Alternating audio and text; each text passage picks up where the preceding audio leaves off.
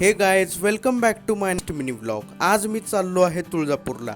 महाराष्ट्राची कुलस्वामिनी असलेल्या अंबामातेचं मंदिर हे 51 शक्तिपीठापैकी एक आहे अशी लिटल बिट माहिती देत मी आलो बस स्टँडला। बसमध्ये बसलो आणि वांग वांग करत उजनी प्रसिद्ध बासुंदीला गाडीतून बघत बघत फायनली पोहोचलो तुळजापूरला।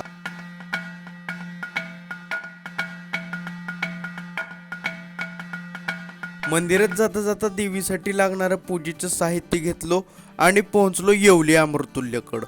या ठिकाणी कडक असं चहा पिलो। या ठिकाणी आमचे पादत्राणे ठेवून दिलो। देवीचे दर्शन घेण्याच्या आधी गणपती बाप्पाचं दर्शन ते घेतलो आणि देवीच्या दर्शनासाठी रांगेत एकदाच थांबलो तर बघतो तर काय मोठी लट रांग।